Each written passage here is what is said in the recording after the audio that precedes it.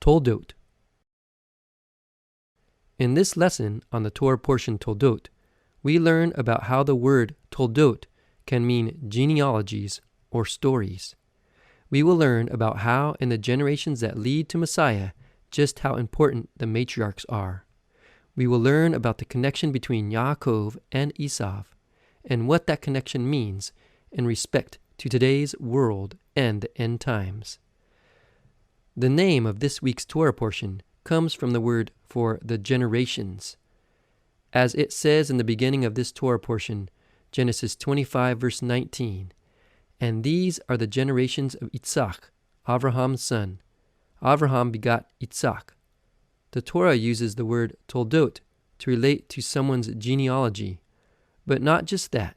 It also relates the word Toldot to the stories of the people in the genealogy. For example, the Toldot of Yitzhak tells the story of Yitzhak and his offspring, Ya'akov and Esav. In this way, Genesis 25 verse 19 could also be translated as, "And these are the stories of Yitzhak." Bible genealogy is important because it records the line of Messiah. The sages looked to the Toldot in the Torah to find hints about the Messiah. The stories of the forefathers lay down the foundations for the story of Messiah, because the Messiah is the goal of their genealogy. As stated in the Hasidic commentary, Rokeach al HaTorah in Yalchut Mashiach ve'Geula al HaTorah, all the genealogies and generations are for David and the Messiah. The book of Matthew starts with the words, "This is the genealogy of Yeshua, the Messiah, son of David, son of Avraham." Matthew traces the lineage of Yeshua all the way back to Avraham. Unlike most genealogies in the Bible, Matthew includes the names of certain women, Tamar, Rahab, Ruth, Bathsheba, and Miriam, the mother of Yeshua. The commentators have several ideas as to why the names of these women were included. But one thing is for sure, the very fact that Matthew included the names of these women shows that the maternity of the Messiah matters. Rabbinic literature doesn't pay too much attention to the mother of Messiah, but there are a few interesting mentions. The most famous one appears in the Jerusalem Talmud. In the legend of the name of Messiah is Menachem, and he is born the day of the temple's destruction. Rabbi Yudan, the son of Rabbi Aivu, said, "An incident happened to a certain Jew who was standing and plowing his field. His ox lowered before him. An Arab passing by heard the sound of the ox and said, 'Son of Yehuda, son of Yehuda, untie your ox, unfasten your plow, for the temple has just been destroyed.' The ox lowed a second time, and the Arab said, 'Son of Yehuda, Jew, tie your ox and fasten your plow. The king Messiah has been born.' The Jew asked him, 'What is his name?' The Arab answered, 'Menachem.' He asked him, 'What is his father's name?' The Arab answered, 'Hezekiah.' He asked him, 'From where is he?' He answered, 'From the Berat Malcha of the Bethlehem of Yehudah.' He went and sold his ox and plow and became a seller of infants' clothing. He went from town to town until he came to that place. All the women bought clothes from him for their babies, but the mother of Menachem did not. He heard the women saying, 'Mother of Menachem, come buy clothes for your son.' She said, 'I wish to strangle enemies of Israel.' For on the day on which he was born, the temple was destroyed. The man said to her, 'We can be sure that if the temple was destroyed because of his coming, it will be rebuilt with his coming.' Then she said to him, 'I have not a penny.' He said to her, 'What does that matter to me? Come and buy for him. If you have no money today, I will return and get it another day.' Several days later he returned to that town and asked her, 'How is your baby doing now?' She answered, 'Since you last saw me, winds and storms came and snatched him from my hands.'" The timing of this legend and the birth of Messiah taking place at the end of the Second Temple period, is consistent with the timing of Yeshua of Nazareth, him being active in Judea during the last generation before the destruction of the temple. The legend depicts the birth of Messiah with the destruction of the temple, and the reappearing of Messiah with the rebuilding of the temple, the same things we depict the birth of Yeshua and his return with. In addition to all this, the legend has a striking similarity to Revelations 12 verse 5. She gave birth to a son, a male child, the one who will rule all the nations with the staff of iron. But her child was snatched up to God and his throne. In both the legend and the verse of Revelations, the mother of Messiah symbolizes the people of Israel. In the Talmudic legend, the destruction of the temple leaves the nation too distraught to rejoice in the birth of her son. So much so, she resents him. Israel is the mother of the Messiah. How much more so are the matriarchs, the mothers of Israel, mothers of Messiah. In Genesis 25 verse 23 it says, "And the Lord said unto her, 2 nations are in thy womb, and 2 manner of people shall be separated from thy body.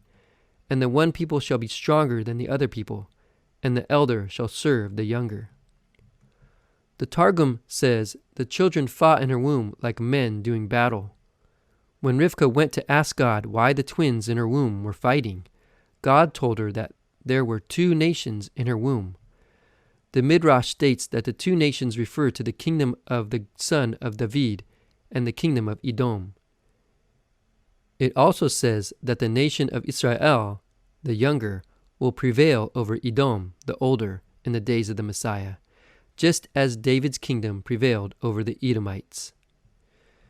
Yeshua sometimes used the term "this world" as a way of referring to the Roman Empire, the kingdom of this world. In John 18 verse 36, he told Pilate, "My kingdom is not of this world." He referred to Satan as the ruler of this world, as it says in John 12 verse 31, "Now judgment is upon this world, and the ruler of this world will be cast out." The sages also had a way of referring to the Roman Empire, the people of Edom. This is probably derived from Psalms 137 verse 7, in which the Edomites are connected with the destruction of Yerushalayim. "Remember, O Lord, against the people of Edom, the day of Yerushalayim's fall. How they cried, 'Tear it down, raze it to the ground.'" The Roman Empire was a satanic counterfeit of the Messianic kingdom. The Romans brought all known nations into servitude and enforced Pax Romana, a kingdom of peace. The Roman emperor acted as a false Messiah, as it says in 2 Thessalonians 2 verse 3 and 4. The son of destruction, who opposes and exalts himself above every so-called God or object of worship. In view of the sages and Yeshua's view of the Roman Empire, the battle between Ya'akov and Esav can be likened to the battle between the kingdom of the light and the kingdom of darkness. When Messiah comes, the older, the Roman Empire, shall serve the younger, the kingdom of heaven. Yaakov's name comes from the same root as the word heel and points back to the verse in Genesis where God says that the seed of the serpent will bruise the heel of the seed of the woman. The seed of the woman is the Messiah. In Psalms 89 verse 52, it talks about the heels of Messiah. "Your enemies have reproached, O Lord. They have reproached the heels of your Messiah." The rabbis understood that the heels of Messiah meant the final generation that will see the coming of Messiah. The heels of the Messiah can be translated a different way, the footsteps of the Messiah. When things seem darkest, we should listen for the footsteps of Messiah, as it says in the Mishnah. In the footsteps of the Messiah, insolence will increase, and the cost of living will go up greatly. The vine will yield its fruit, but wine will be expensive. The government will turn to heresy, and there will be no one to rebuke. The meeting place of scholars will be used for licentiousness. The Galilee will be destroyed. The Goblan will be desolated. and the dwellers on the frontier will go out begging from place to place without anyone to take pity on them. The wisdom of the learned will rot. Fears of sin will be despised, and the truth will be lacking. Youths will put old men to shame. The old will stand up in the presence of the young. For son spurns father, daughter rises up against mother, daughter-in-law against her mother-in-law. A man's own household are his enemies. Micah 7, verse 6. The face of the generation will be like the face of a dog. A son will not feel ashamed before his father. Upon whom shall we depend? Upon our Father who is in heaven. The life of Ya'akov and his struggle with Esav are a precursor to the trials and tribulations that the people of Israel will have to endure before the coming of Messiah. In Toldot, this week's Torah portion, we learned about how the word Toldot can mean genealogies or stories. We learned just how important the matriarchs are in the generations that lead to the Messiah. We learned about the connection between Ya'akov and Esav, what that connection means in respect to today's world, and what that connection means in respect to the coming of Messiah.